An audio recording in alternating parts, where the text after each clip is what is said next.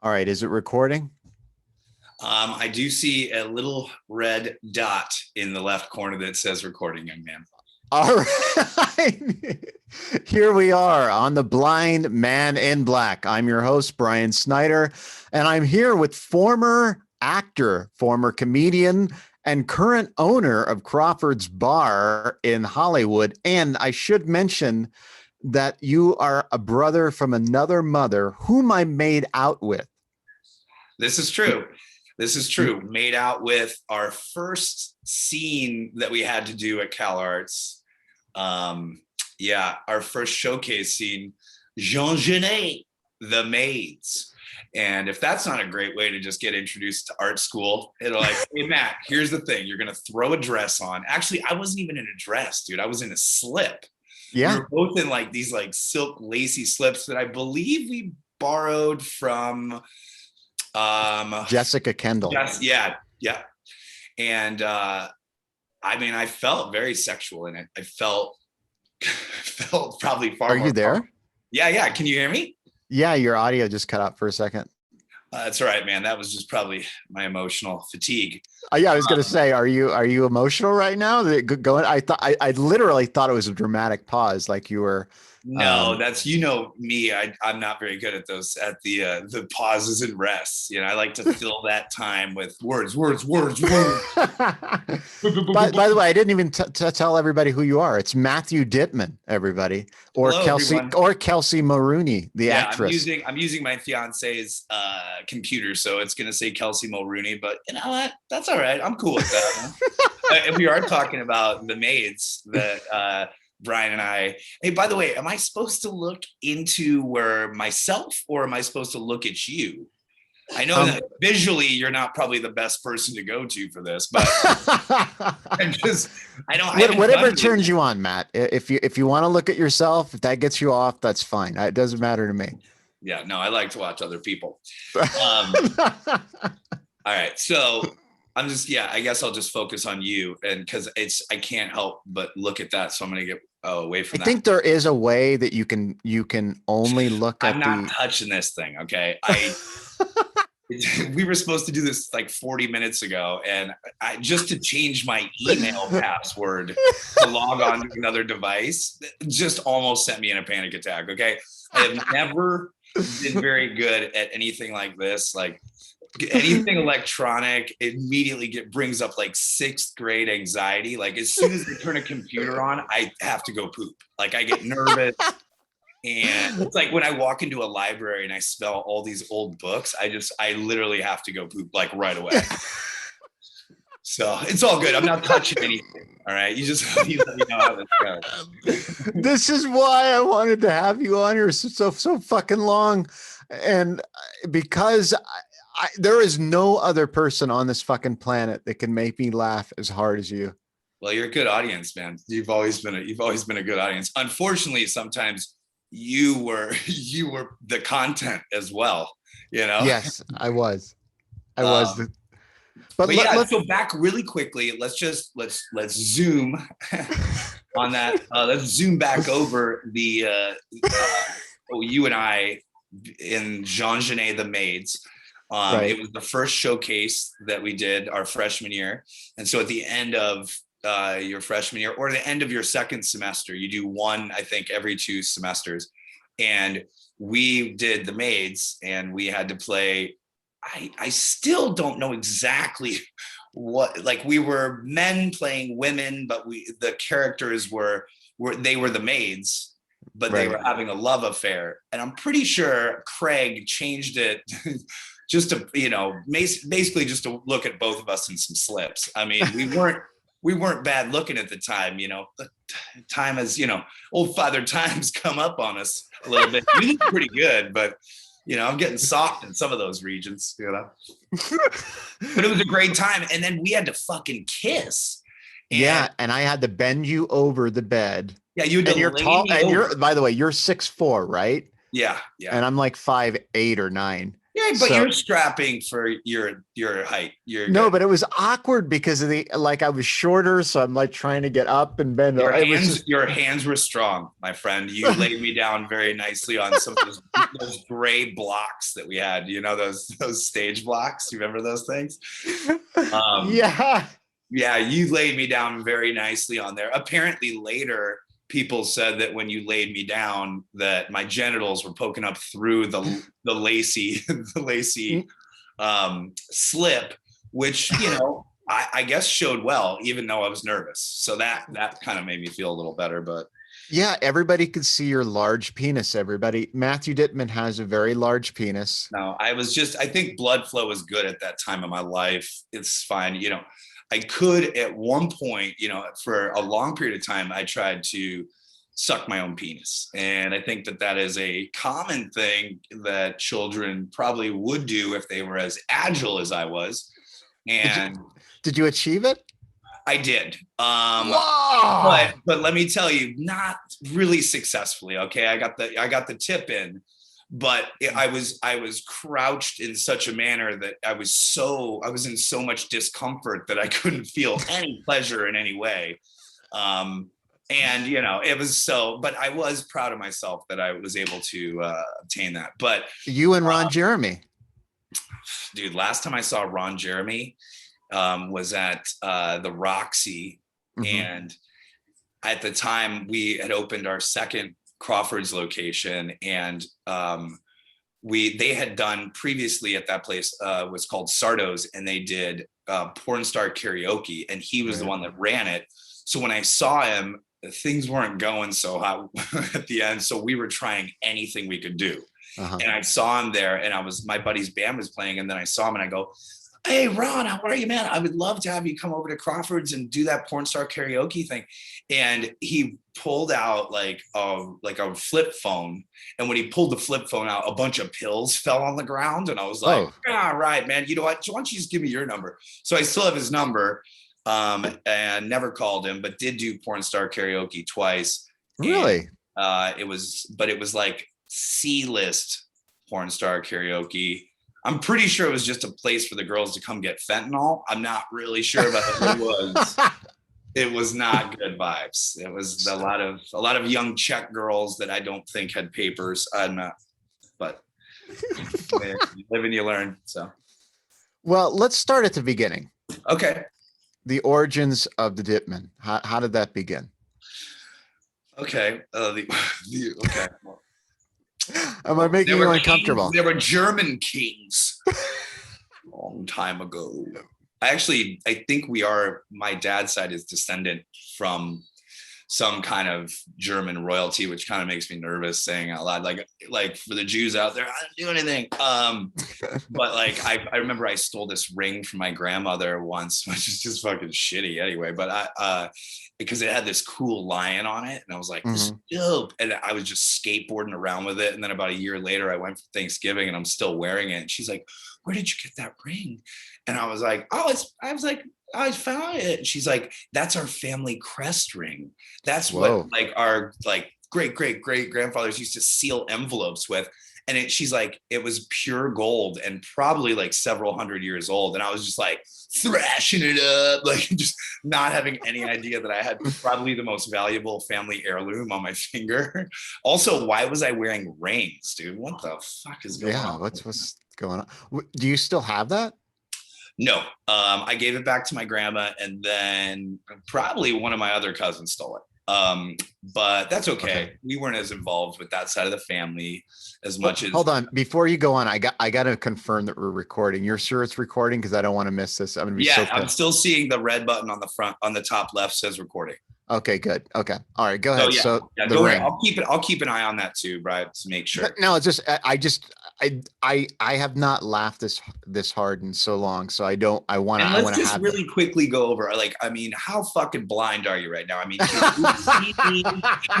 can you see me at all? Am I? I really. Am I like a Picasso painting, or is it just like is Stevie Wonder? Are we? It's a Jackson Pollock painting. What's that? It's a Jackson Pollock. Ooh, well, that's quite nice. So at least No, I mean, what it is it depends on the light. But as you know, it started out with not being able to see in low light. Then it worsened into peripheral vision loss. yeah, and peripheral meaning your sides and up and down, correct? Yeah, Right. yeah, like knee area. That Yeah, that I'm was my very bad. familiar with that because I used to terrorize you with Right. that when we lived together. But we'll get there. We'll get there. We'll get there. And then I started having this thing called photopsy, which is like flashing light. Like if somebody took a flash photo of How many more things can they throw at you there, buddy? cataracts, it gets worse. It's it's a syndrome. So there's multiple things happening. But I'm for all intents and purposes, I'm pretty fucking blind. Like yeah. So like, yeah, we're like, so can you see just a shape like of like at least of my silhouette? Like, so you can see. kind of, yeah. I mean, you're kind of blending in, but That's right. I I'm mean, pretty white right now. I mean, I've been working in the bar a lot, so I'm like, you can almost see through my flesh. So oh wow, your eyes might be better than you think. okay. I blend into the opaque walls behind me, but it's all Yeah. good. So, but I'm phenomenally more blind than when I saw you in 2017, for sure. Okay, and that's you're saying when you came and visited, yeah. By the way, you left a pair of your pants and a shirt here, and they were. You didn't tell me about that. No, because I wear them now. So, but you left them like beautifully folded right on the couch, right next to where all your stuff was, and I think you just missed it. And then, I mean, what am I gonna do? Send you a pair of pants? Nah, you'll be fine. Right. I'm gonna keep those. Those are mine now. I don't know what to have for the t-shirt, but if it was just a black t-shirt. Okay. It wasn't like, this is my Nana's favorite t-shirt. It wasn't that. So otherwise, I'd have shipped that one back to you. Yeah, I would be wearing my Nana's favorite t-shirt. So you said the origin of, I mean, you said the Dittmanns, but you're saying me as a person, right? Yeah, like you. So meaning what? Like, because are we talking pure biology here? Or because I don't want to go into that because it's uncomfortable thinking my parents doing things like this, but are you saying like where I grew up? What do you like? Yeah. Give me Yeah, like what made you the person you are? Well, that's a fucking broad question, man. I don't know. I mean, I think Cabrini Green was a part of it. Yeah, but you got to go back before that. So all right. I grew up, I was born in New York City, and then my parents lived in Manhattan, and they lived in this teeny little apartment and would harvest furniture from the streets apparently, and then they both got crabs. This is a true story, I swear to God. And then my dad blamed it on the mattress they had dragged inside. Come to find out, he was probably sleeping with some other young ladies that had crabs, which, I mean, apparently that's something that was quite common back then. I don't know if people had showers. I don't know. So there was just a lot of hair in the 70s. I think that's that was totally what it was. You're right. And then they're not shaving everything down. Like crabs are gone. Yeah. With those bikini waxes. Yeah. Anyway, so you have an issue with the bikini waxes. I can hear it. Yeah. I mean, I think a little something down there is nice. I like the landing strip. That's what I like. Nice. Yeah. I'm more of a helipad guy. So you like an X. Yeah, with the circle around it, something like that. With an H. So yeah, we lived. I was born in New York City, and then we moved to Connecticut, which like back, in the late 70s, early 80s was like, oh, we lived in Stamford, Connecticut. We had a little barn, we had a chicken coop, we had a little well. We had this cool little gravel driveway that went around, and then there was on our property was this old little teeny like cabin, but found out later because the house was from the 1800s, so it was basically the old slave quarters that was over there. And so we just, as little kids, I was really fortunate because we had like all this land, and there was forest behind the house. And so we could play in the barn. I watched a deer get born behind the barn one morning, and I was like, Jesus Christ, what's going on? And then luckily, very fortunately, I had a friend that lived next door. We all had a couple acres, and I was fortunate enough to have the house next to us. They had a pool, which we didn't. And and one of the kids was my age and the other kid was my brother's age. So Christian Page was his name. So he was my best friend, and and they were super hippie. And his dad worked for Apple at the time, was one of the first employees for Apple. And so I would go over there, and they had a huge garden, and we used to just eat like all the stuff out of the garden, and we would play, and they had bees, so we would go and steal the honey, and then he would come over to my house found out later to see my mother naked, first woman he ever saw naked. Jesus. But he said she was beautiful, which is a really weird thing to kind of process. And then they would come over to my house to have soda and use swear words. So we had a deal, I would go over there to pretend like life was normal, and they would come over to pretend like life was less normal. So that was pretty cool. And then after, I suppose that we were there for 6 years or so, or 6 years. And then my parents got divorced, and dad took off. Dad wasn't really around a lot, though. He was flying back and forth doing stuff, getting crabs apparently. And then my mom sold the house, and we moved to Chicago, and up and got to Chicago. And then it was like an 80s movie. I went from having a barn and a chicken coop and literally putting on shoes only to go to school to yo, what's up, motherfucker? It was I was damn, this is crazy. And where we lived was right 2 blocks from the projects. Because my mom was really good at research, and she put her children in a very safe place. Why Chicago though? Why did she choose that? She grew up place? in Illinois. She with her they grew up in Palos Park, Illinois, which is a really nice southwest suburb of the city. And then she was I always want to live in Chicago, so we're gonna do it. And so she moved us up, and then she sold the house for a couple $100,000, which is a lot of money back then. And then so she would just go and flip. She would renovate apartments. She was flipping houses basically as income. So she used that money. And dude, we went out to dinner every night. She never cooked. We would go to this little Greek restaurant down the street that was across from Twin Anchors, which was near Second City. So fucking Farley and a lot of people would always be in there just getting ripped. Wow. And then we used to go to this little Greek restaurant, and I didn't like Greek dressing. So they used to literally let us I would bring my own dressing, and they'd keep it in the fridge for me. Hold on one second. Did you meet Chris Farley? I did actually one time, and it was probably a week or two before he died. Ross and I were at a coffee shop off Michigan Avenue, and he lived at the time in what was it called? It was there was a mall there that was super nice right on Michigan Avenue, and he lived in the Hancock Tower. And okay. So he came, and he would always go, I guess, to this coffee shop. We were just skateboarding outside, and he was in there starting to just doing his I don't even know what. And we saw him inside, and so we went in, and we didn't say hello or anything, but we did watch him entertain 14 people in a coffee store. But dude, he looked rough. That point, he was almost blue. His skin tone, it was bad. But I did get to see him at least once in person, and he was literally doing I'm drinking coffee. And I mean, meanwhile, he probably had some hooker that was fucking up in his place at the time, that he wasn't even doing sex with. He was just company wise, Yeah. You remember that, right, Brian? Yes. You're bringing that up. You do the sex with him, okay? You just, sometimes you like the company of women, and that's all right. That was one time. I know, and it was so uncomfortable. And I did not have sex with her. I know you didn't. No, it was. Yeah. I think you actually said you just cried, and she just kind of hung out with you while you cried.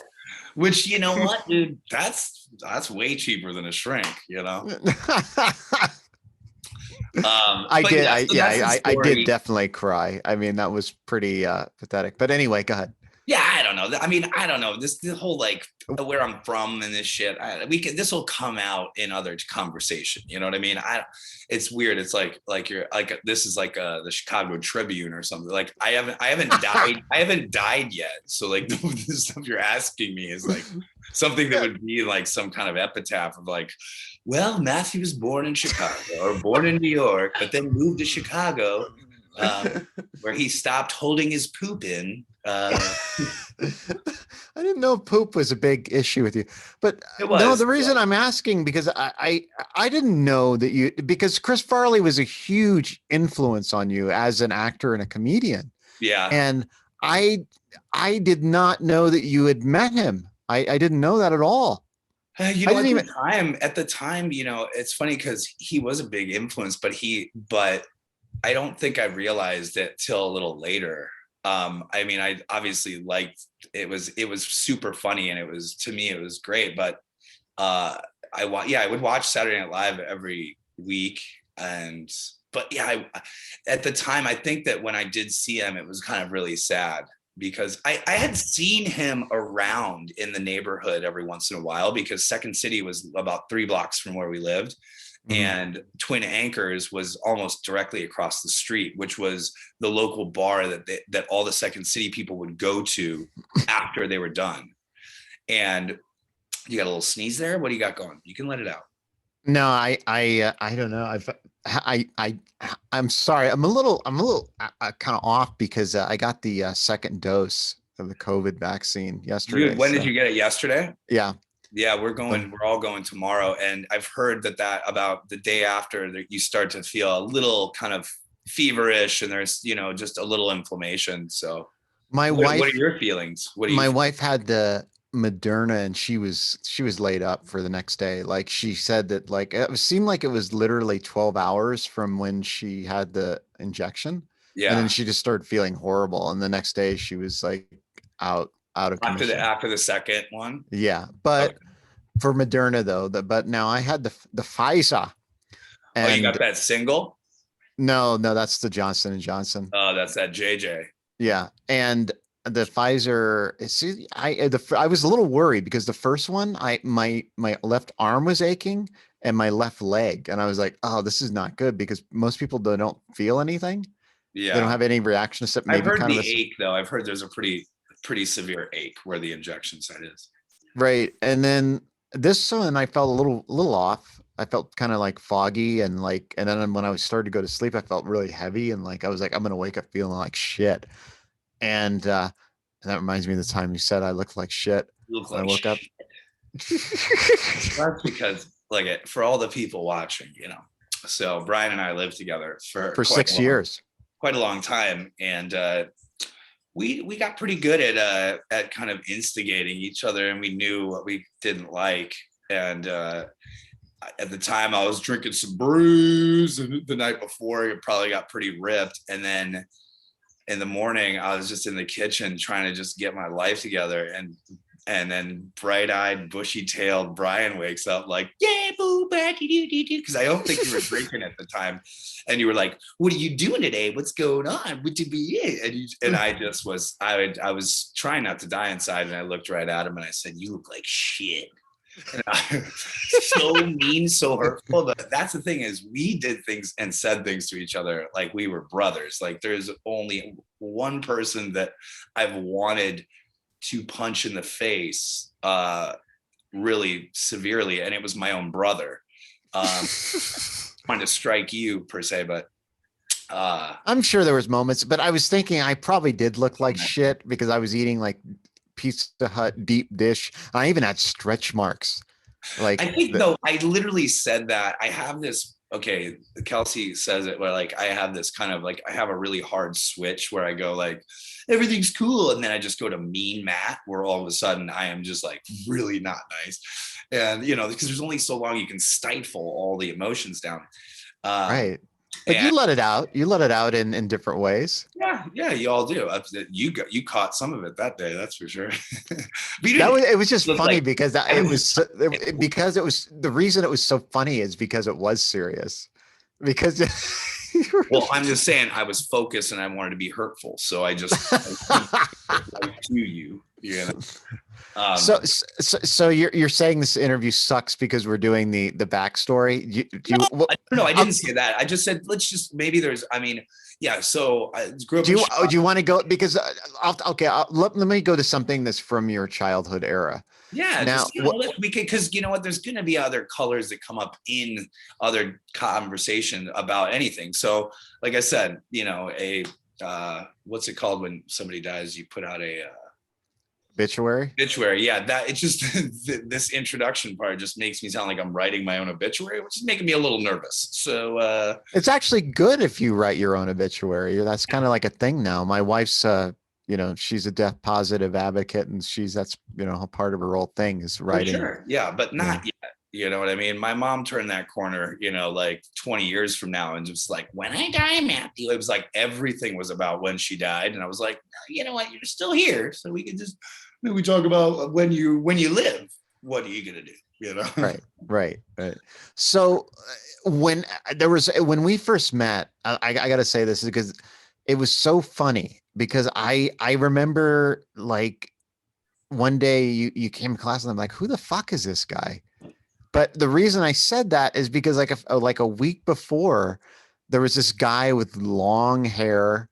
That's right. And like, and I was like, I didn't even know it was you, because you had changed so much. Like I went to class that first day pretty much, I think. And then, you know, I had like this long Jesus hair, which by the way, you can't really see my hair right now, dude, but my hair is the longest it's been in so long. I mean, it looks terrible. Look, I look homeless. Look at this. You have Jesus hair again?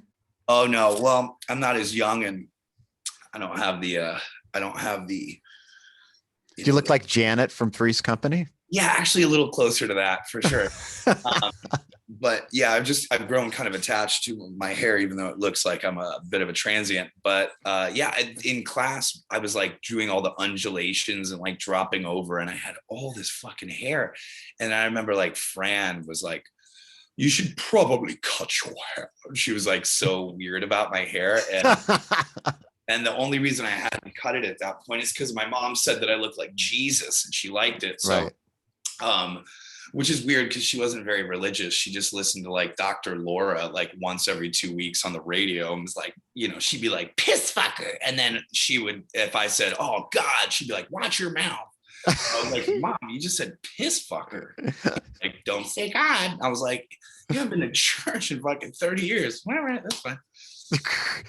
But she liked you looking like Jesus, the Messiah. Yeah, and so I went, and I remember being like, man, this is gonna be annoying having to deal with this, because I wasn't putting it in a ponytail or something. I had this sick middle part that was beautiful, really creased in the middle, and then it kind of just like dough-belled out on the bottoms, and the thing was thick as a fucking Egyptian rug. So I remember I went to get it cut. And I sit down in the lady's chair, and I said, you know what? I just want to cut it all off. Maybe just cut like 3/4 of it, and then I'll come back for like to get shorter, because I've had this for years. And she starts looking at my hair, and she's like, your hair is beautiful. You should. And I was like, ma'am, do you know how long I sat in my car for 40 minutes before I came in here? Okay. I'm literally eating cigarettes. I was like, can you just to take a conk off of it, just a conky. And then she's like, all right. And then she cut it like Zach Morris. So that sick middle part just had a nice little sweet thing, came right over each eyebrow. I could have probably cornrowed my hair into my eyebrows, because those bad boys are so thick, dude. Yeah, I mean, it was that was such a strange thing. And it was, but I want to go back, because one of the first characters you did in class was TJ. And talk about the origins of TJ. TJ, was that the what's that? You know. Peter Potassi? Was it? Was it TJ? Did I say, hey, money? And I had the side nose. Yeah, I think so. Hairless. Yeah, maybe it was TJ. I don't know. That it was so okay. I know where this one came from, actually, now that I'm thinking about it. So yeah, I have no cartilage in my nose right here, so I can I can move it from side to side, it makes it itch when I do it now. But so I could make it look like I had like a weird hair lip. Like, hey, what's up? My name's TJ. What's going on? Later, it was my Joaquin Phoenix impersonation from Walk the Line. I would be like, yeah, that was like a little bit that I done on stage. Like, you guys want to see my Joaquin Phoenix playing Johnny Cash? And I go, I'm Johnny Cash. That was towards the end. Anyway, but yeah, so that was based on this girl that my brother went to a special school in Cape Cod for learning disabilities, but it was for people that were like physically handicapped and heavily mentally handicapped. And he was there, but it was awesome because he was scrutinized so much for when he was in public schools that I had to like stick up for him. And he went to this school and he became the prom king. He was their like star athlete. He was the first one to ever slam dunk in a basketball game. He won all the championships. He was really good. And so it really helped him. And then when we went for graduation, there was this girl named Katie, and she was like 7 feet tall. Okay. Probably like 52 pounds, pure bird bones. Okay. She looked like something from American Gothic. She had this little hair lip, but she had like curly, like 1950s, like stay-at-home mom hair, like the curlers had just come out. And she loved my brother until she met me, and she kept popping up everywhere that we were during graduation. She'd go, hello, hi Matthew. And she was tormenting me. At the same time, I had my sweet structure suit. It was like crushed linen, which now you realize it just looked wrinkled. And it was like the stupidest. It was like hip hop big too. I looked foolish. Nice tweed vest. And it was so humid. I was so hot, but I also brought weed with me to the graduation. So I kept sneaking in and out of these porta potties, just like ripping dubs. And every time I'd pop out, Katie would be like, hello. And you want to dance? And I had to dance with her. We had to do a little slow dance. And man, she didn't want to let go of me, but she literally terrified me. Really? What were you scared of? Well, she reminded me of a prehistoric bird, to be quite frank. There was not much emotion there, and she had some structural facial features that just looked prehistoric, to be quite honest. She was a different breed of human. And I think I was like trying to just be self-preservation mode. And I was like, oh, dude, she could want to dance, or she could just rip the dick right off of me. I don't know. So that was the origin of that one. And it was also a combination of that. And then there was a guy, Peter Potassi, that I went to grade school with. And he had a little hand, just like a little dino hand. But he was also like... You mean like a raptor or like... Yeah, well, but not strong with big claws. It was weak and devoid of any motion. But he was also like the second best basketball player on the team. So really? Like, yeah, Peter, he didn't have a good crossover, but he was good, you know? Right. Yeah, you couldn't really catch it with that lefty. But what's cool is that, so I put him and Katie together, and that's how we got TJ. That was that character. Oh, okay. So that was as far as I know, dude. I mean, honestly, some of that stuff now it blends into other stuff, but I don't totally recollect exactly. But I believe those are two of the large influences for that character.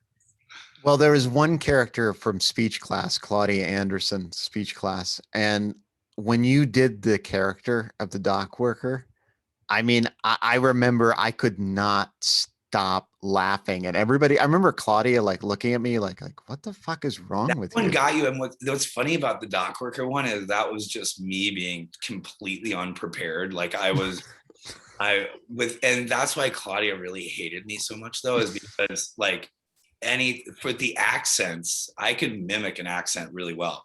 And so, but then when it came to like other characters, I would just like make something up and commit to it.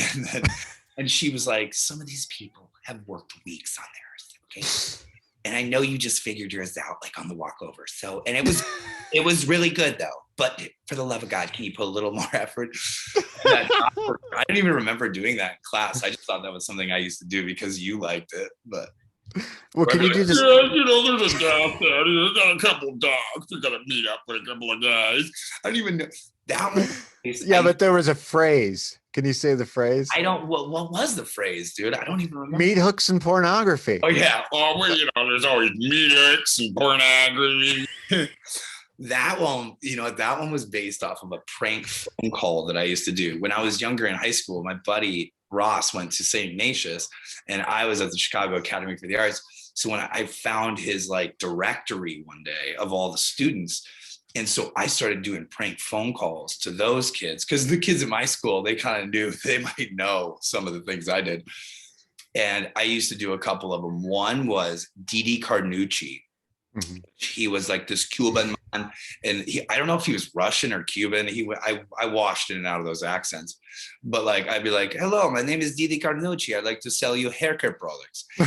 So I would go on this whole like thing about my haircare products, and then I would turn it into like blackmail, basically, or like I would just like try to. So I'd be like, they'd be like, "No, I'm not interested in your haircare products." I'm like, oh, "Okay, no problem.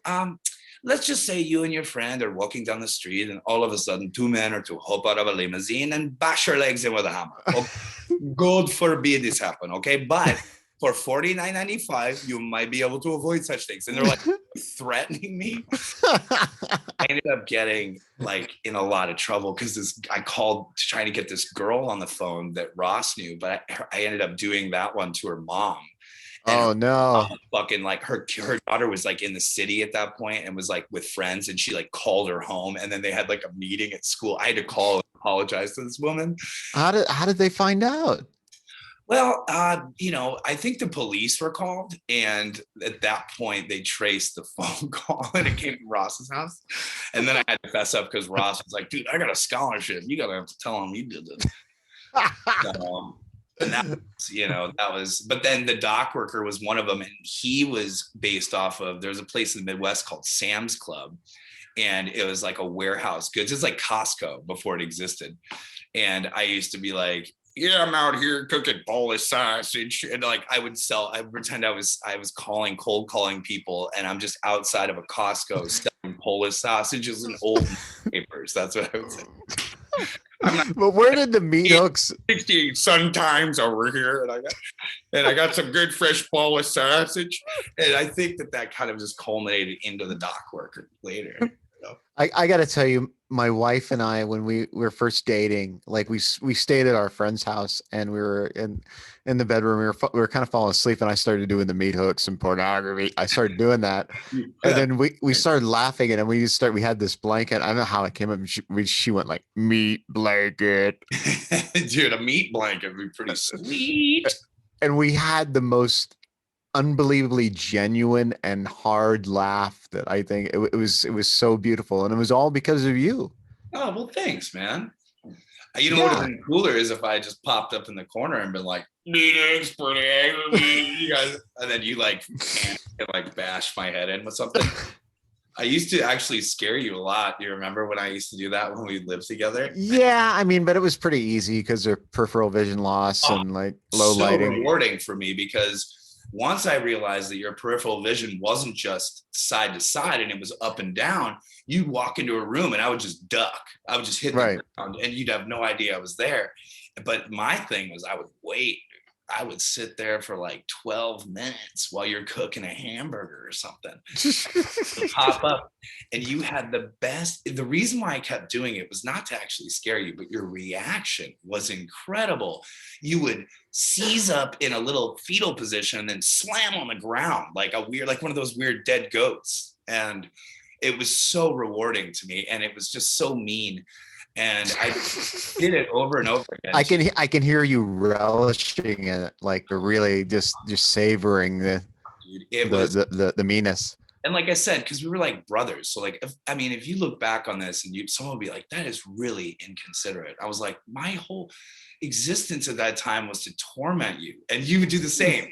Like not the whole time. Like we had a lot of good times. I'm just Yeah, saying, we did. in the interim, like, I mean, if I think about squatting now in a corner for 15 minutes just to scare somebody, I'm like, it better be somebody I dislike. But I somebody I really cared for. And then do you remember how you retaliated? Because you had no form of equality with your retaliation. You were, Really? yeah.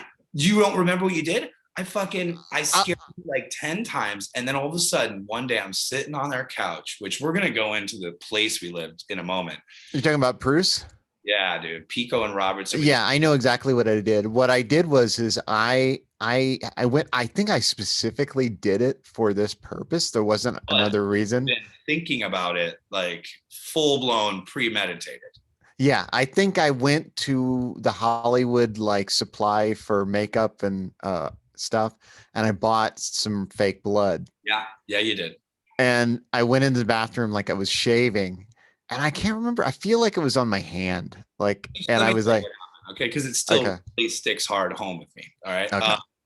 So I was sitting on the couch, and I think I was like ripping a doobie, and it was, I think it, you know what?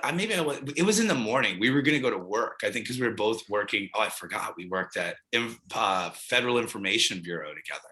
Federal Information Services. I thought it was Federal Information Bureau because it was almost like FBI, and that's how they would kind of hook people. Maybe you're right. I don't know. I thought it was services, but anyway, the Bureau is what maybe they changed it, and I got in a lot of trouble there for misrepresentation of identity because I used to do like Christopher Walken. That's where you would do Christopher Walken to sell that. And then I started doing my penny quarter, and I'd be like, I don't think y'all need to get this.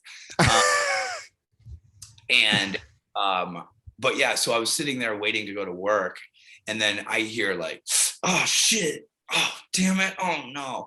Now, at the time, you were also like, you were going through some things. You know, you were like, what was that? What the hell was that noise? That was my iPhone, and it was on voiceover. So it reads whatever's on his screen. Yeah, I got a text or something. Like Gary Busey or something. That sounds very militant the way it said it to you. By the way, we got to talk about the Gary Busey. But anyway, go ahead.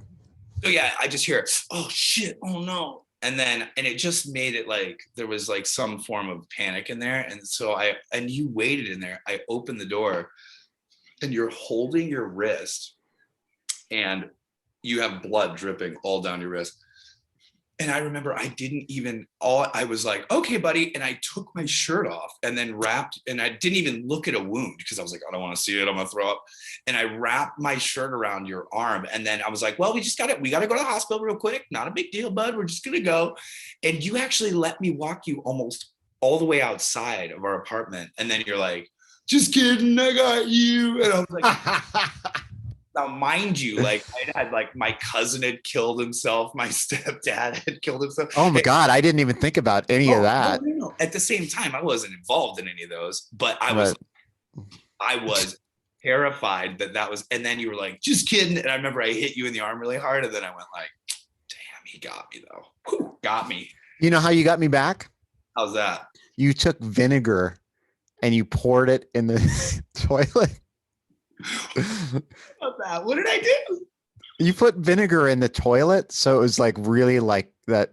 Like the bowl was like that purple. Like it looked like you had a serious some kind of a blood infection or something like that. I think I did that like over the course of like 4 days too. Yeah. You didn't do it with just. I think you used to get mad if I didn't flush it. I think you really didn't. Because sometimes you didn't flush it, and then you started doing that. I started adding like soy sauce in there, so it was really bad. Like you were like, man, there's something wrong with you, man. I forgot about that one. That was good. Those were the more fun. And then I remember I kind of left you alone on the scares. I think after that you nixed that in the bud. I was done scaring you, and then you went through a little period of time where you were like, I just really want to like just befriend these strippers that I meet, and go to coffee with them. And I was like, dude, if you're gonna hang out with you, you might as well get a little bookie dookie blowjob. And you were like, no, they just need friends, you know. And I was I say that? you were just looking for companionship. Like you were just going like, cause I did. I went out to after I went to Cheetah's. Yeah. And I met a stripper and we went to Mel's Diner. Yeah. And you were there for like 2 hours, but then that same night, well, so you did that one. And I think you met her again, like 2 days later, same thing, diner hangout, nothing physical. And then, but then I think then you started feeling pretty depressed and you went and like drank like a whole bottle of Beefeaters. Like you fucking got ripped. And you drove home and you were really concerned. Like when I found you, you were like just on the floor and you were like, yeah. And I was like, dude, you come on, man. And then for some reason, this was at the point you were like starting to really struggle with your eyesight going. And so you kind of got a little OCD with stuff and you're washing your hands a lot. You were like very concerned about the what ifs, you know, because obviously if you can't control things like that happening, you wanted to try to make sure you could overly controlled everything else. Yeah. And what's really interesting is, again, like a really good friend, I decided to capitalize on that moment. And I remember you were all wasted and I was like, dude, you shouldn't have driven, man. And you were like, I know, it's not safe. And you were just like, and I don't think you were still on the ground. And so I was like, and then these things that pop into my head, I'm like, why would I do this to anybody? I go, man, it's pretty fucked up though. I think when I pulled in the garage, I saw like some hair and a little blood on your bumper, man. And you started freaking out and you were trying to get up and go outside, but you were so ripped, you were like slamming into stuff. And then I was like, no, I was just kidding, man. I was just kidding. And then you thought I was really telling the truth because I was like, I was just kidding. And you're like, now you're downplaying it because it's real. And I was like, and you literally for probably a month still thought that had taken place. And I was like, I swear, dude, the next day I was like, you didn't have anything on your trunk or the hood of your car. And you were like, I don't know, man, I can just see you're lying to me. And I was like, why would but then again, I started the thing. So I guess I think you're the start of my OCD moral thought action fusion. No way, bro. I didn't start that. No way. Let me tell you something. The light switches, hey, they don't flicker themselves, pal. All right. Up, down. Okay, it doesn't do it. Okay? Right. No, but that I remember that evening because that evening was at Michael's. Was it Michael's restaurant? Michael and Misty's. Oh yeah, because that was La Di Da, that place that they opened. Yeah. And it was, that place was, that was an interesting experience. Oh yeah. And I think there was like a CalArts thing, like there was a party and I remember you were creeping and peeping and creeping. There was some that you were like, and then at one point you go, I went around the corner and I heard somebody go, he's really creepy. And then that's when you got bummed out and you started ripping the gin, I think. Well, I mean, I think I was already going at it, but yeah, that evening I met a girl and I was like, come on, let's go. And she was like, no. And I was just like, come on. And you were walking around the corner right when that was happening. And I was like, all right. And she just, she went away, but I felt really embarrassed by that because I'm like, I mean, and then, you didn't realize though, at the time, I remember back like in the Derby days, right? When we would go to the Derby and then when I was doing my stand-up show there and then Trevor and Dustin, those guys were playing up front, but like, there was a period of time too, where you were like not discussing at all the like degeneration of your eyesight. Like you were like, cause you were managing it, but you'd also be like walking and just slam into like a fucking fire hydrant. And you'd be like, oh God, I've never heard in my life the sound of a bone hitting a fire hydrant. And it would be like, you would do it like twice a week. And it was like I was like, oh my God, like I have a bruise from hearing it. But when you would be in certain situations, you could see close up. But then when you were trying to kind of grab visually at distance stuff, you kind of get a nom-vet about you. You know what I mean? You kind of get a little blank stare because you were trying to pull the focus in from a distance. And that's when all of a sudden you look like you were staring off into like PTSD.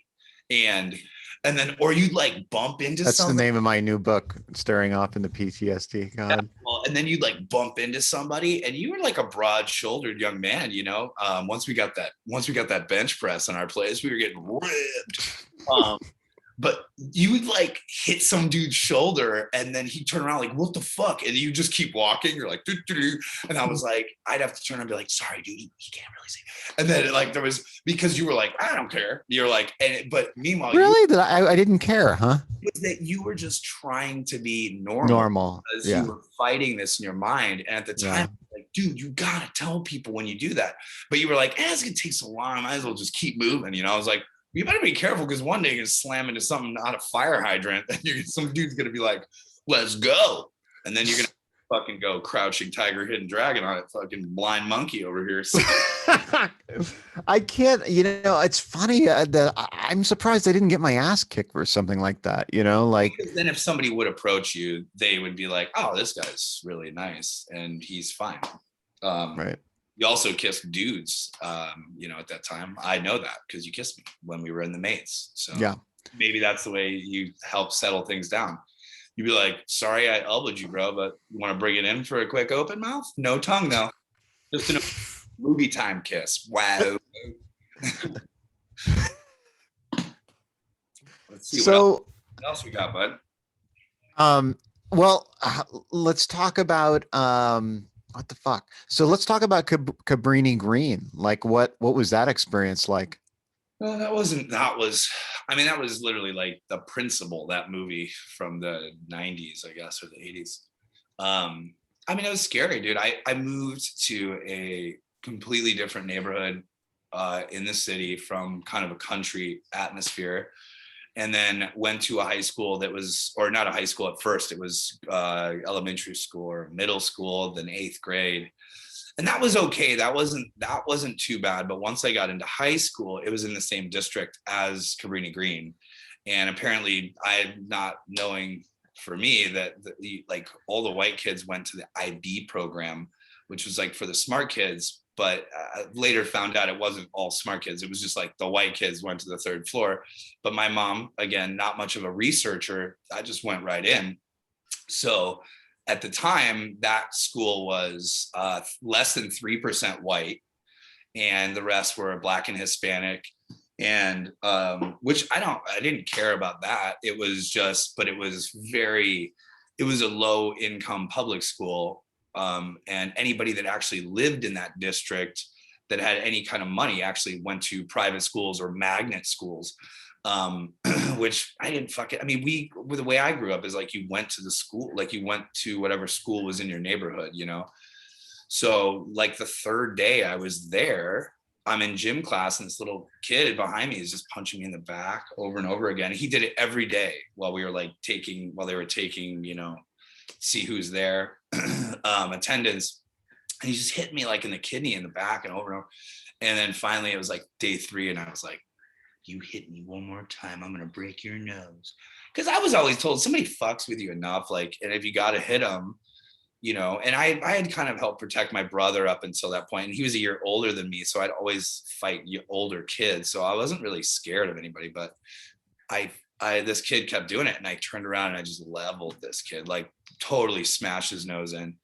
And then the gym teacher, who is white, goes, oh, that's right, Matt, hit the black bastard. Oh, Jesus. Sudden, a fucking riot erupted. I fucking dipped out because I was like, it's about to go down, and I'm terrified. Turns out this little kid was a freshman like me, but his older cousin was like one of the like biggest gangbangers in our school. So my life was flipped upside down, dude. These guys tried to beat me up. They jumped me really bad once, 3 guys. And then I would literally crawl out of my 2nd story homeroom class window and slide down the building. And right before lunch, and then I would go there was a hospital, and I would go into the hospital ER bathroom, and I would eat my lunch in there because it was a security guard at the front. And then I would eat my lunch in a fucking ER bathroom with people sick and thrown up, falling down, gunshots. But I was like, this is safer than what I'm doing. And I did that for a long time.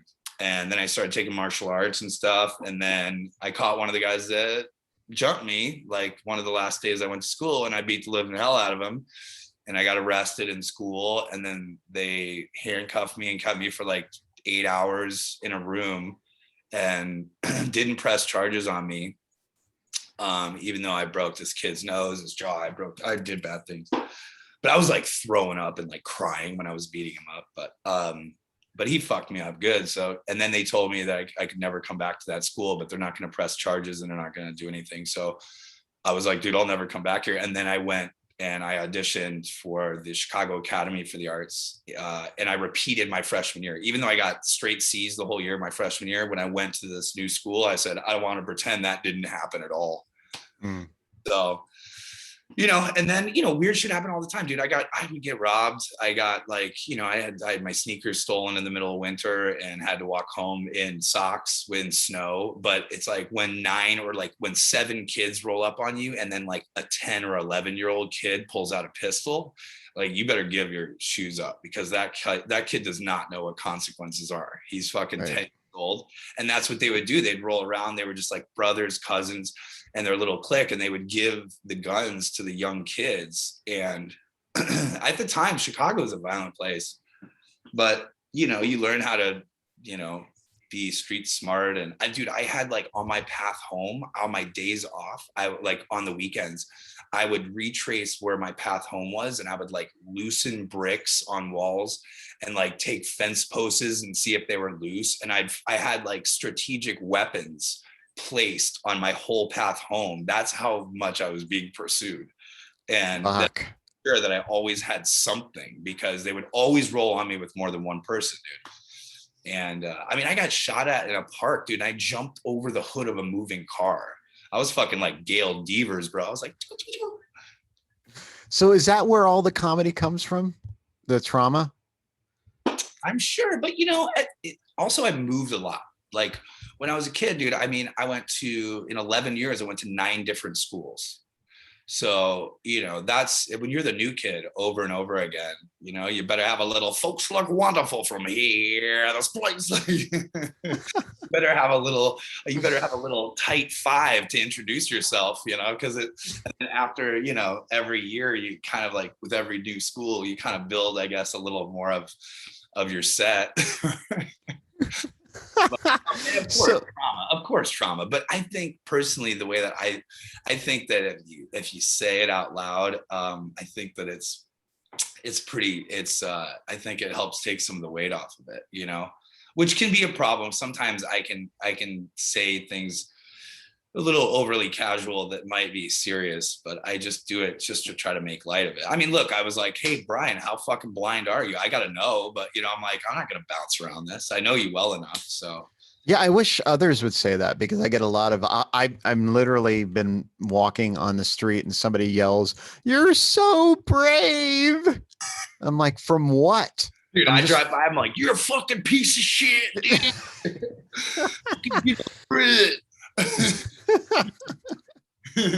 Hey, John Lennon, let the fucking glasses go, dude. So, what the fuck? So, how did you get into acting though? I started that, well, you know. Yeah, but where was the impulse though to even do that, the art school? So I went to this camp that now I realize is probably pretty Illuminati based. I went to this camp that my father went to. Squani? Yeah, nice. Good memory, buddy. Yeah. My father went there, his uncles, my grandfather went there. And it was an 8-week all boys camp in the middle of New Hampshire. But you know what? I hated it at first, man. I was like, this sucks. Like, cause I was like skateboarding around the city, you know, it was like with my big league shoe, whatever, bro. And then I get there and there's like, you can't have headphones, there's no candy, like, and it's regimented, but I had no discipline in my life really, other than the fear of like just taking care of my mother and making sure she was okay, which kept me out of a lot of trouble, because I was like, if I don't come home, I don't know what she's going to do. So, you know, that when you talk about trauma too, I think that's like, yeah, that was traumatic, but it also helped guide me not to be an idiot, you know, because I had responsibilities before I should have. But I went there and I got to be a kid, and it was like sailing and diving and hiking and baseball and all this stuff. And I met some really great people, but they had a theater there. And so we did plays, we did plays, and we did like talent shows and stuff. And it was really cool. And what's funny is, so my first thing I ever did was, it was called The Mad Breakfast, and which is an old, I don't think it's like Ibsen, but it's an old play. And I had to play this woman that was an artist, but whenever she would draw a portrait of somebody, she would just draw Napoleon. That was like what. So I was always like, Napoleon. But of course, my first gig I ever got, I was in a fucking dress. And then my first gig at CalArts, really ever I got, I was in a fucking dress. I don't know. People like to put me in women's clothes, I guess. You look good. You look good. My mom always said, long legs. Yeah, my mom was like, oh, yeah, if you were a woman, your legs are beautiful. And then all these things are just beat up, dude. Couple of bruised up girls, gammies, you know? But I think that's where it started. And then I went, and then my mom was always like, you should do it. You know, you do your voices at Thanksgiving. You should do it. Do your Chinese one. I'm like, Mom, we're at a Chinese restaurant. This isn't. I usually no, I mean, your mom was pretty funny though, too.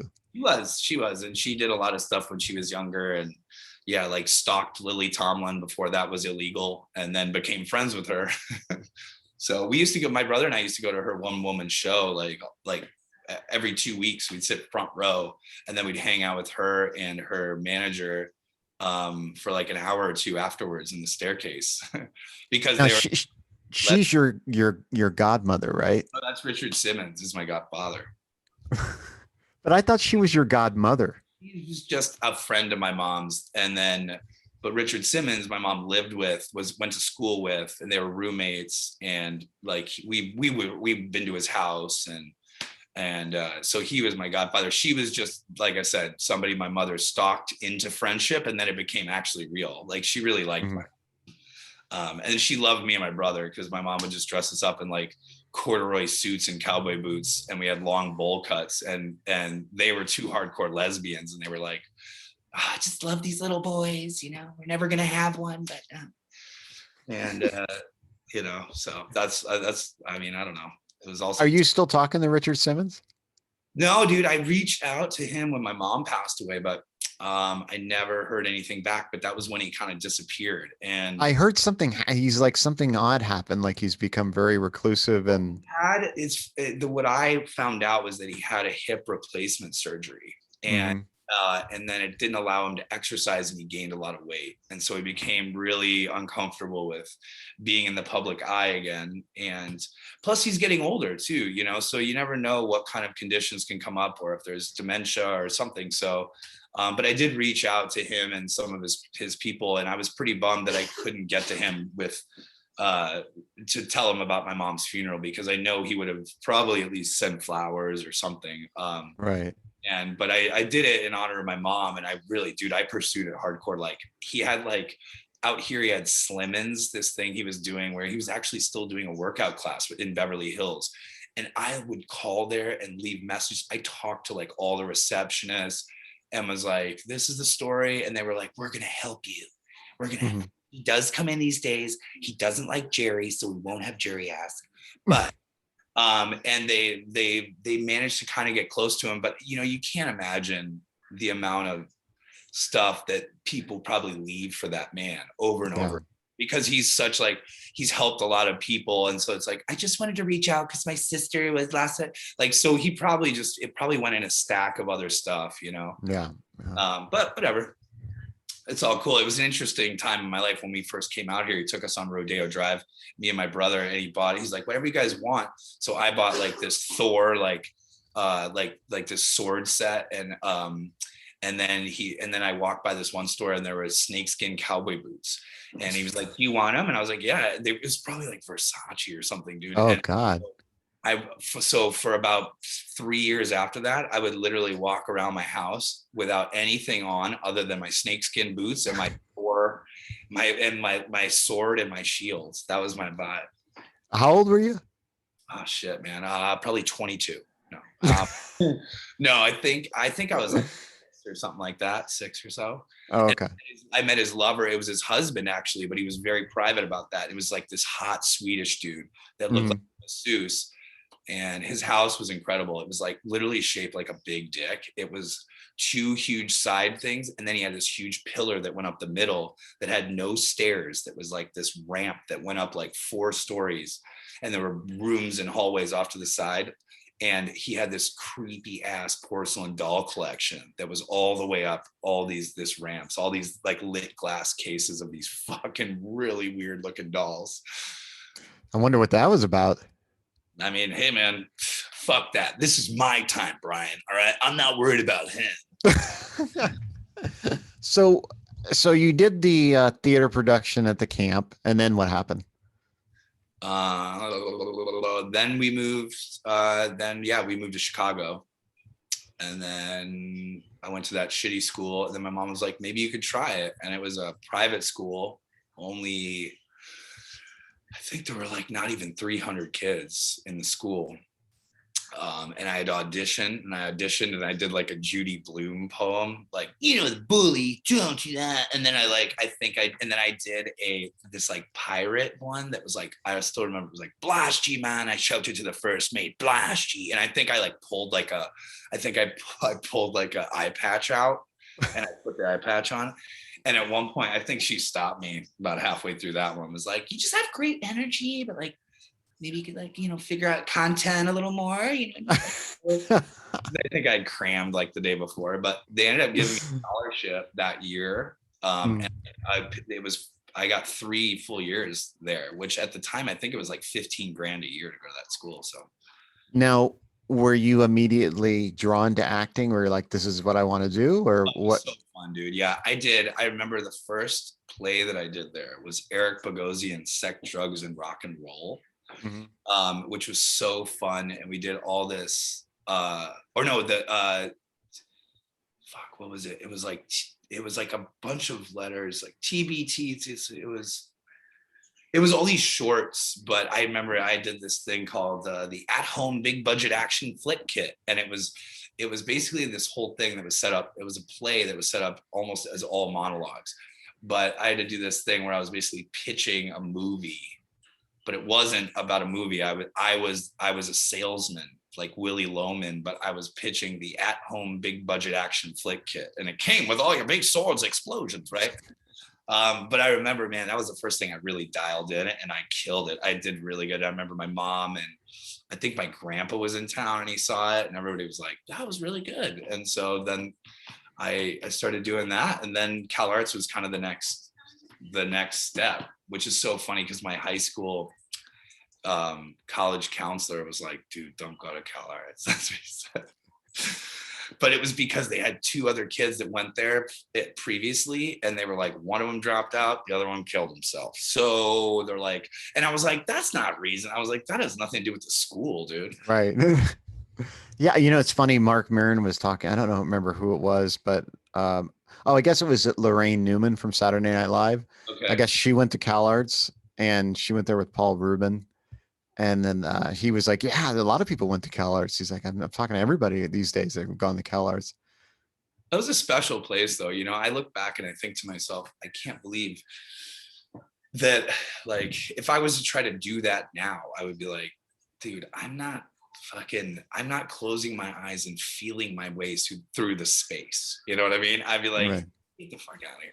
But I just look back now and I think I was so proud that, like, I was in a place that I was willing to buy in on that stuff, because it did really work, and some people, like, you bought in heavy, bro.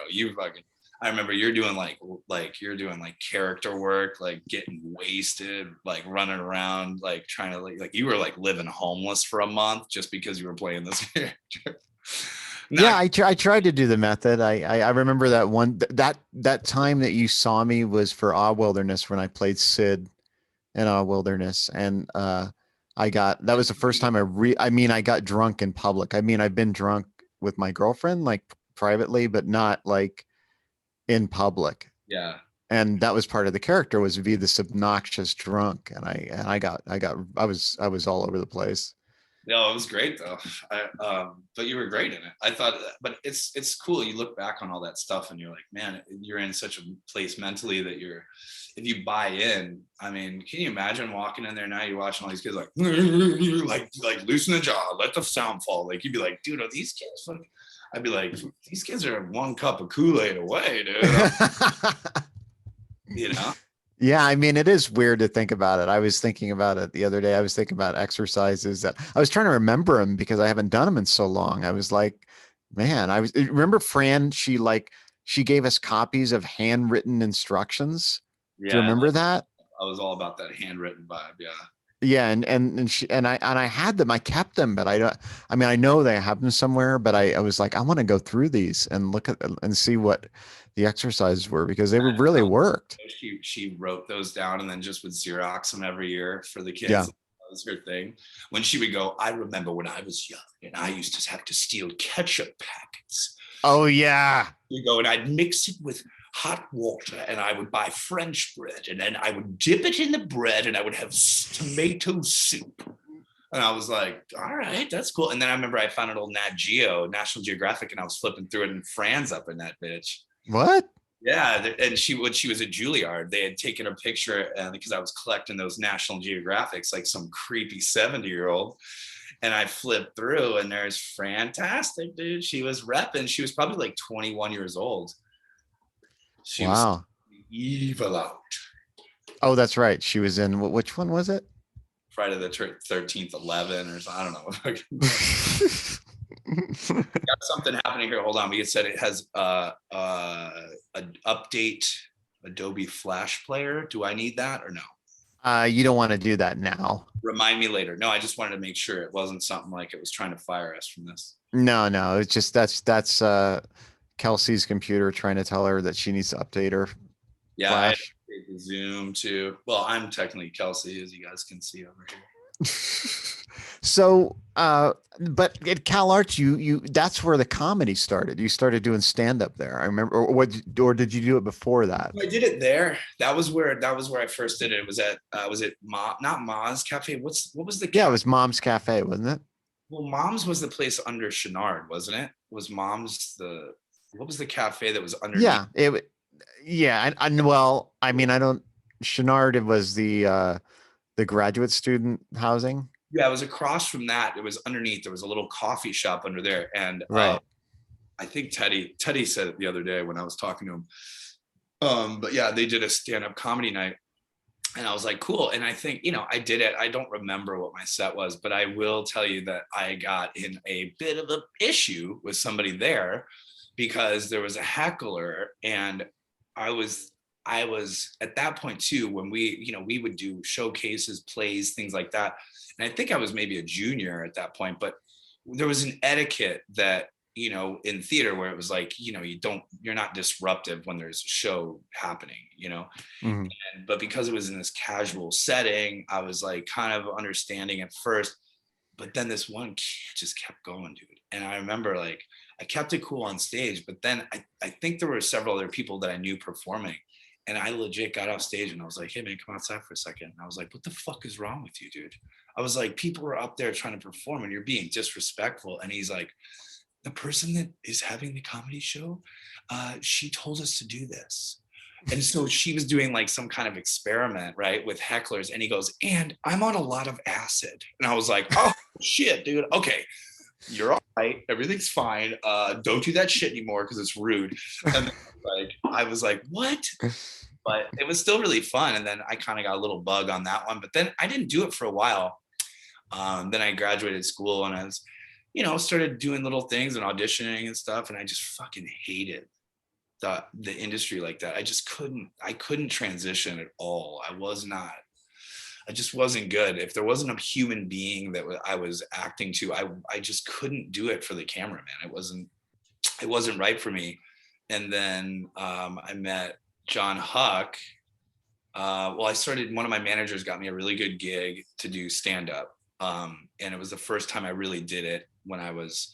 And I think I was there. It was well, it far follows. It was upstairs, and it was a legit room at the time. Like a lot of other people had done the room, and people that were like legit stand-ups were doing it. And she got me a gig there, and I went up and I did it, and I left my set on stage afterwards. And I remember Dave Arnold was the guy's name, and he's great. He's done a lot of stuff, and he was like, hey man, don't leave your setup here, man. You're gonna learn that. He's like, you'll see me on Leno next week doing some of your jokes. And then I was like, thanks, man. And I came up and grabbed it. He's like, how long you been doing stand-up, man? And I was like, that was my first time, really. And he was like, holy shit.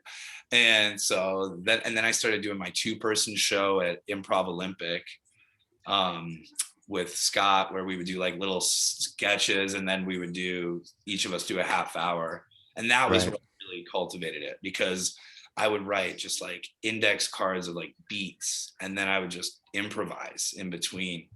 And it was so many supportive people in the crowd that it was like, dude, the valve, I could literally at times feel this valve like open in my head. And I was like 6 words ahead of what I was saying. And I was like, doot, doot, doot, doot. And that's where I really fell in love. The more time I could get on stage, the better. What I really failed with was when somebody would be like, all right, kid, give me a tight 7. I was like, let me tell you about my mom. I would panic. But, anything that had to be refined, I was pretty bad. But if you're like, hey, buddy, go up there. You want to do 2 hours? I was like, sick, dude. I'll give you 3. You ready? And you were phenomenal, man. Like your improvisation and your impressions and your Gary Busey. That was. I love that stuff, dude. The Busey stuff. I just really loved.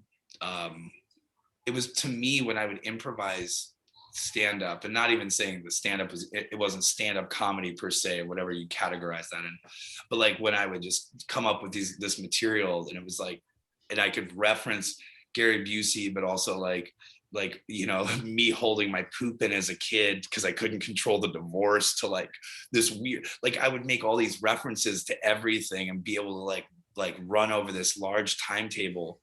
And it was all for the first time it was ever happening. And that's what I loved, because when we were in school, it was all about going, like when you were acting, it was to be like, it was supposed to feel like it was happening for the first time.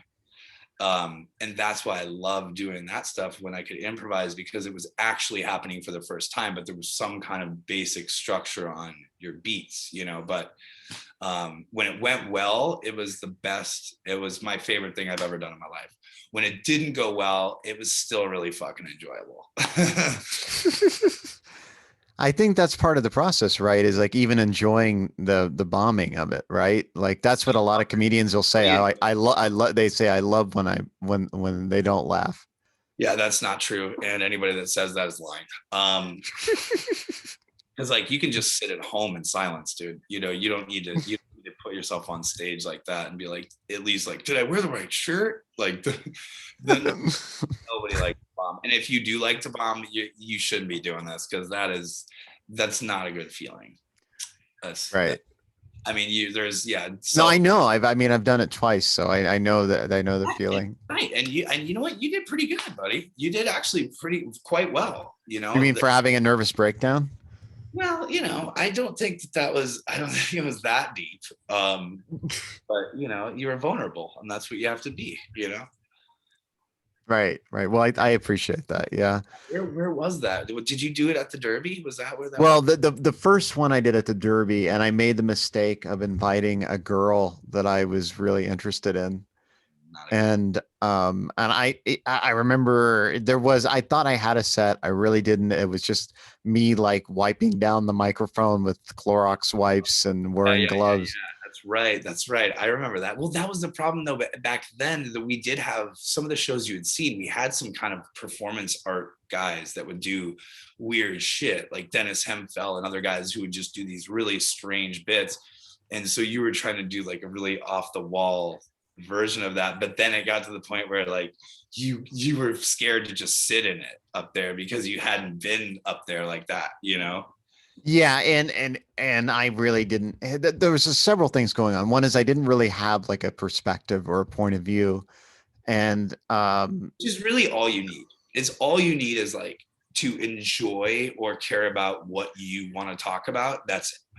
And then also the bad thing people do initially when they try it at first is they try to basically, and somebody coming from where you are, you try to do like a monologue almost, like it's like over rehearsed structure, and you actually went the opposite way. You went under rehearsed and then just like all idealism. Like you're like, all right. Yeah, it was weird, and yeah, and I think, you know, the other issue is my father was a comedian, and he made a living at it, and he was friends with Lenny Bruce, and like, you know, he did TV shows and everything, and so when I told him I was doing it, he just said, he laughed and he says, "Oh, you're gonna bomb," and I was like, okay. And I remember this is when we were living off Occidental. Do you remember the Walgreens that was close to there? Like that, it was like the closest like drugstore, like down the street from the Bonds and the Ralph's. Yes. Okay. Yes, I know what you're talking about. So it's like on the same side as the Jack in the Box was, but like on the corner there of like, I can't remember what the Sixth or something. Doesn't matter. Yeah. And actually it was on no. And so I was in the parking lot at that Walgreens, and I was talking to him, and I was like, I was telling him I was going to do this, and I was excited. He's like, "You're going to bomb." And I was like, "All right, well, thanks." I remember you were pretty upset about that. Yeah. And I was like, you know, but the point is he was right, but he didn't say why. You know, he didn't say this is part of the process. It's okay, but keep doing it. You know what I mean? Like, it's not going to be good, but it's all right. Just keep doing. Somebody like there's, what do you mean he's right? He's not right for saying, there's nothing. That's like, hey, that's like if you go, I'm going to jump over this river, and somebody goes, you're going to fall in the river. You're like, why don't you at least let him try to jump over the fucking thing? If he's going to fall in, what the hell you got to say it out loud for? Right. You know?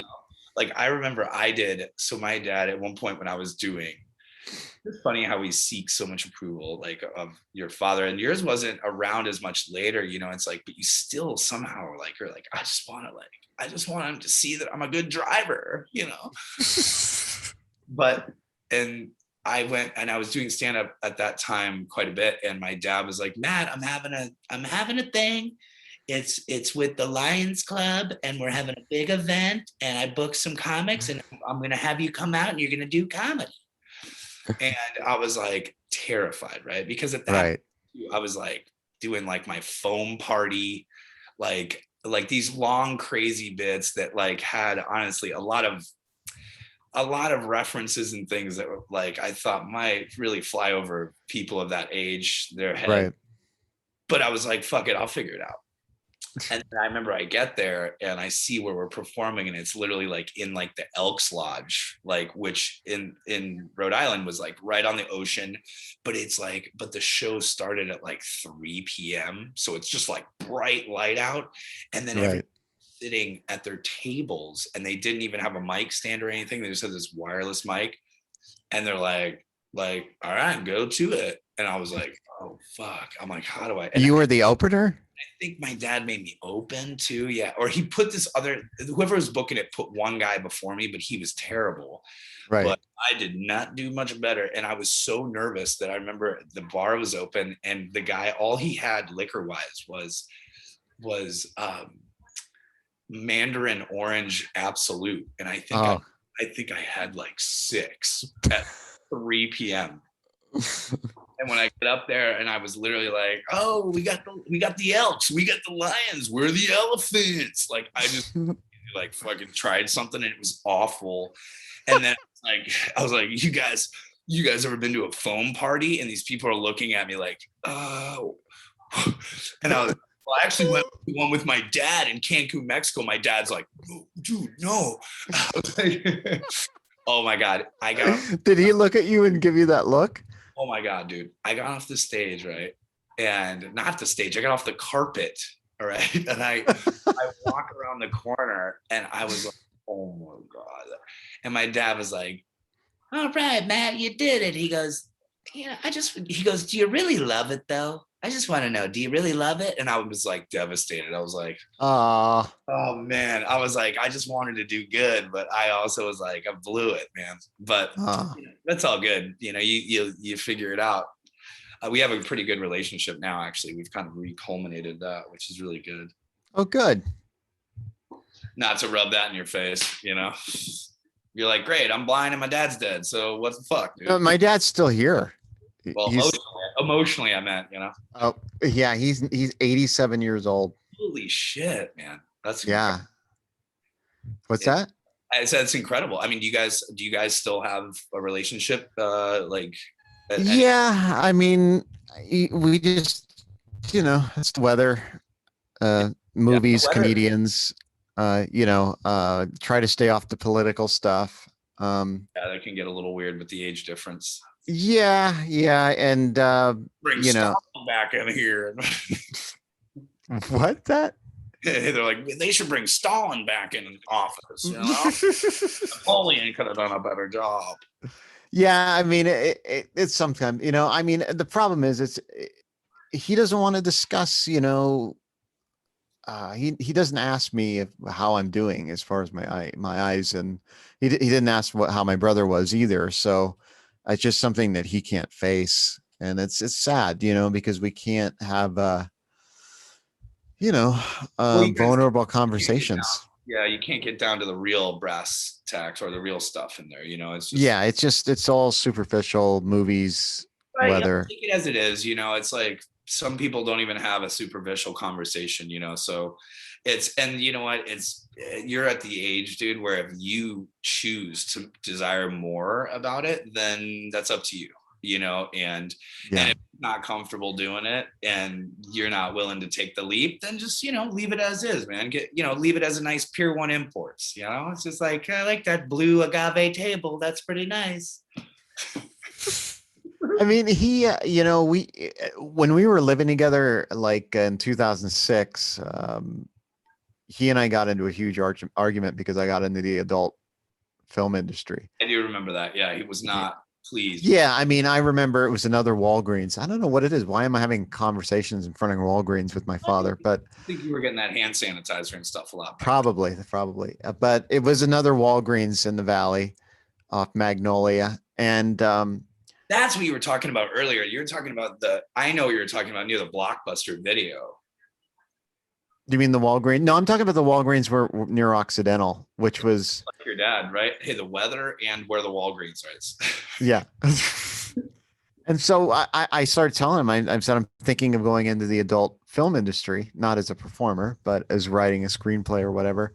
And he just flipped out and he's like, what are you doing? Are you trying to kill me? He just like went into this whole thing and it was about him, it was just about which even drove you further into the industry. It did.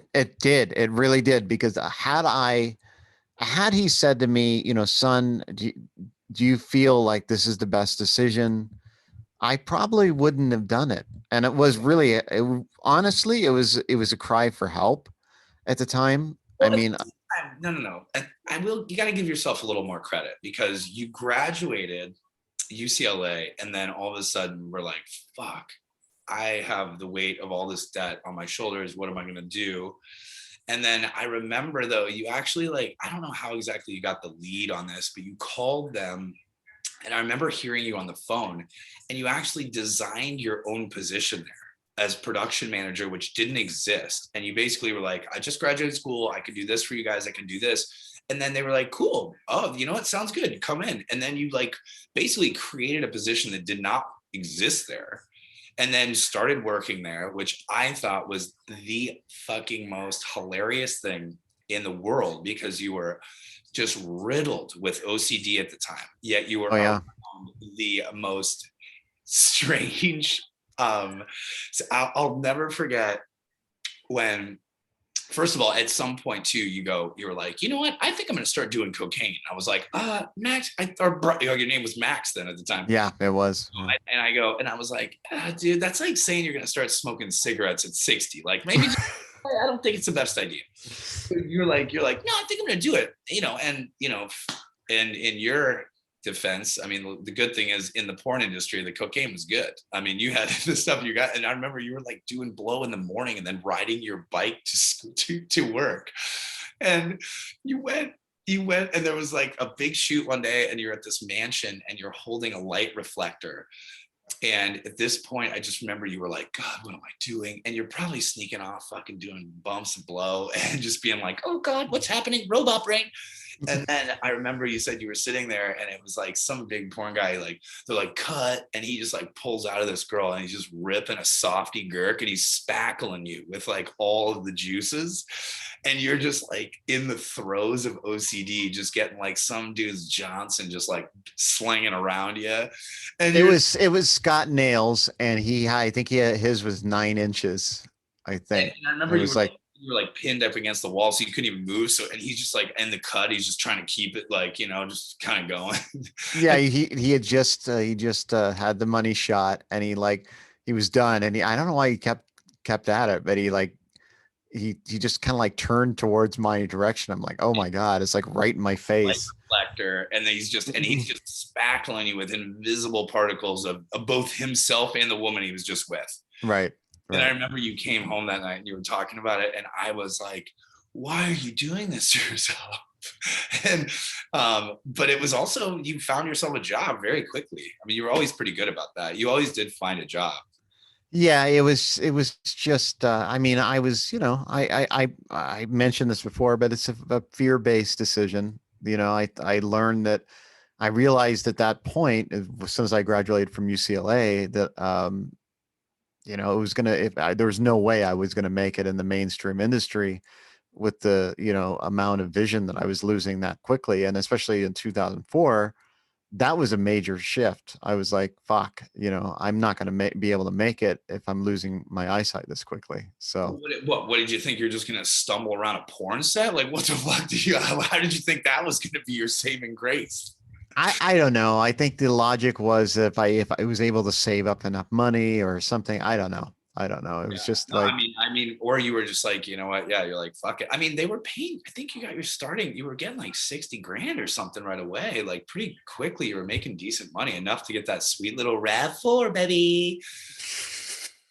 Yeah. I mean, I did okay then, but I think about it and I'm like, God, I was not financially, wise at that time, but you're self-sufficient, dude. I mean, you got to realize too, at the time, I mean, you had no help from anybody really. You were just, and you managed to lease a car and pay your rent and pay your bills, and the whole time punish yourself because you were in an industry that was completely opposite to what you probably really wanted to do. And then I had an air mattress. Remember that? Oh yeah, I remember that sweet girl. She would deflate every couple of days. Yeah, I'd wake up and I'd be on the floor, like just with some of it around my. You know what? The whole time I knew you, though, I don't think you ever put a bed on a frame. You always slept on the floor. You liked it. Actually, that's not entirely true, because Bruce was a bed floor. Yeah. Floor bed. And then I don't think at Occidental you had I had a bed with a frame. Okay. Yeah. That was the only other place. And then when we lived off Coldwater across from the Whole Foods, that was the floor mattress again. I started buying IKEA stuff, and then I don't know what happened. I just didn't purchase a mattress, but hey, you bought like a really nice desk. You bought like a couple other pieces. I bought a TV stand, but I didn't get a TV. Yeah. Well, you could have taken it apart and probably made a little bed frame for your little deflator. Yeah. Oh man, that was an interesting little run there that we had. Trying to think what else kind of stuff anything else that happened. What else do we want to discuss? Oh, a lot of things happened, but the question is, do we have time for all of them? What time is it right now? 10:02. Well, what we could do, Matt, is we could do a two-parter. Like several of these, and then you can pick which one you like or something. I don't know. Well, no, I mean, I'm not going to edit it, so it is what it is. So I think that what we could do is, when you feel up to it again, we can kind of let's do another one. Yeah, do another one. We want to make sure that the juice is fresh. You know what I mean? We don't want to get. Yeah. I don't want it to be like my mom at Thanksgiving, like, do your accent, Matthew. Like I said, like we'll keep it organic, but I'll do a couple of these. I enjoy it. It's good seeing your face and talking to you, and rehashing this old stuff, Yeah. I mean, I wanted to interview you from the beginning, just because you are such an important part of my life, because I think about you almost every day. You too, man. Honestly, you too, buddy. I swear, it's that was a very core part of our lives And it's really interesting to me because we were at CalArts, we were friends, but we were classmates more. And then somehow we paired up when we got thrown into the world after that. And we stayed with each other, you know, and I'm very thankful for it. Really, I am. Because you're just a very kind person, and as much as I tormented you, it was only because you were a kind person. Like I was like, this guy can't be that nice. I gotta watch him freak out. Well, I did freak out, and I mean, you saw me freak out. I remember one time I was thinking when you were dating Eliza. I remember specifically we were outside, like on the side. You both were coming out of the apartment, and I remember I was like, is there something in the grass here? Is there something? And I was like looking for like a razor blade or something. Yeah, and there actually was a fucking razor blade in the grass. Right. But I'm sure that I didn't tell you that, but I think I did see a razor blade and I picked it up and then was like, no, dude, there's nothing there. But I think there was an actual razor blade.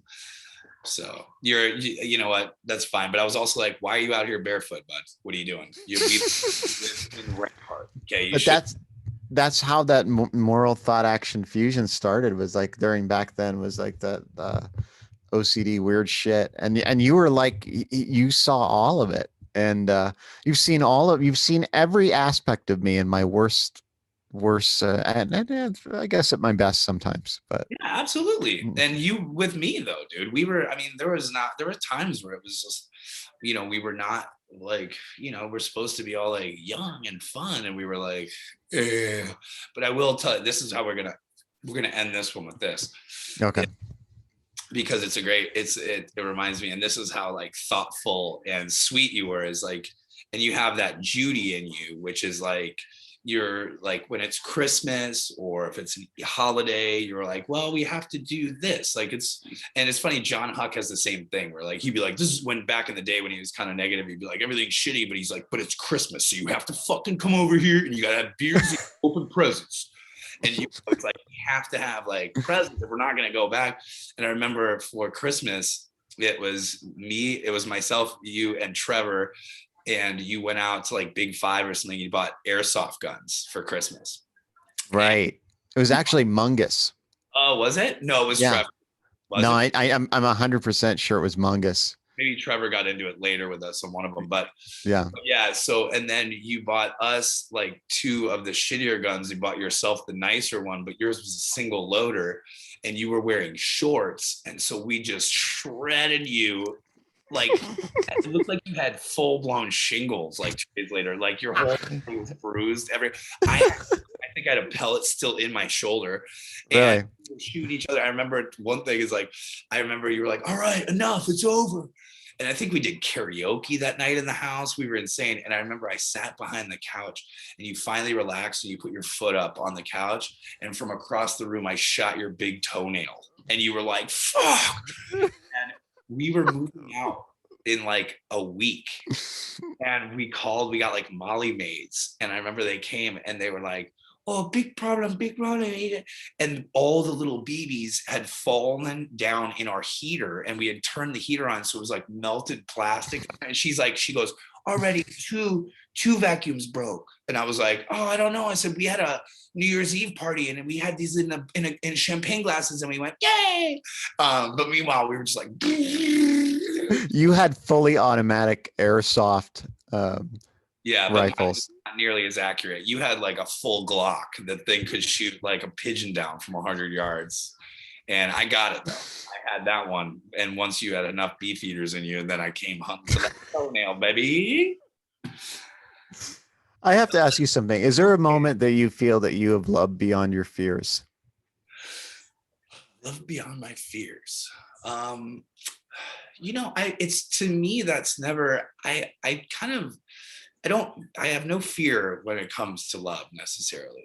Mm-hmm. That they don't coincide for me really, man. I mean, I've enjoyed things past my fears, but when it comes to like really caring for something, I don't know what the real definition of love is, but anything or person that I've ever loved, I've never been fearful of it because it's an action in motion, you know, like it's taking place. Like when you say, have I ever like overcome fear with love, or however you worded it, to me that seems like it's kind of out of the moment, and I would only say that in retrospect of something that happened, but while it's happening I would never know. So. Right. Yeah, I mean, I think you're generally fearless in many ways. I think your comedy is fearless, and I think you're probably that's I think one of the reasons that I'm so attracted to you, is because of your ability to be in the moment and just kind of enjoy it without getting, because I've ultimately fear is anxiety about the future. And sure. And a lot of those things that you think that I'm like, oh man, he's really in the moment, sometimes are just me controlling the moment so we can move on to the next one because I'm scared. Right. And right. So sometimes I probably come off like I'm in control of what's happening, but it's only to move forward out of fear. So maybe right. maybe that's the answer to your question. No, that's beautiful. And the other thing is, you have a beautiful way of look and assessing a situation, and then saying exactly what it is in a humorous way, and like just calling it out for what it is. And that's what I love about you, is because you illuminate the truth through your comedy. Well, thanks, buddy. I'm at a lack of words now, but Dark worker. So is there anything you want to anything you want to share with everybody, like anything you want to plug? No, you know what? No, I mean, if anybody's living in LA and they want to come to my bar, Crawford's, we have really good fried chicken. Right now, for the last several months, it's been just Kelsey and myself. I've been cooking in the kitchen, which has been fucking terrifying, dude. Put me in a box and tell me I can't talk, I'm fucking losing. But we just received our second PPP loan, so we're going to be able to start bringing some people back to help alleviate some of that. And but Kelsey and I are going to be there a lot still, continuing on, because we got to rebuild this. So got great fried chicken, good place to hang out. Named it after my mom, my grandpa. It's a no-brainer. What's the address? 2616 Beverly Boulevard, Los Angeles. It's right across from the original Tommy's. But other than that, we're going to call this part one, and we will do several parts of these. So let's just call this one part one. I love you very, very much. And I'm so grateful to have this time with you, because like I said, you have made me laugh uncontrollably for many years. And I'm grateful for that. I needed it, and I needed it now. I love you, buddy. And very much. You're a great person. I look forward to tormenting you for many years to come. Please do. All right, everybody. Thank you for listening to The Blind Man in Black. I'm your host, Brian Snyder, and you're here with Matthew Dittmann. And they call me Matthew David Darkworker Dittmann. That was for Max. It's so lame. I call him Max still, even though his name is Brian. It's okay. I feel like I should go back to Max, but Brian's better. It's your real name. Okay? I know. That's why I went back to it, because I knew Max was a lie. So right. Not a lie, just a side gig, a detour. Yeah. All right, everybody. So now we're gonna have our awkward ending, and you can follow us on. Or there's no us. It's just me, but on theblindmaninblack.com. YouTube channel and Apple Podcasts. I love you, buddy. I'll talk to you soon. You, buddy. We'll talk soon. Part one. Stay healthy and safe. And awkward ending. Fade out. And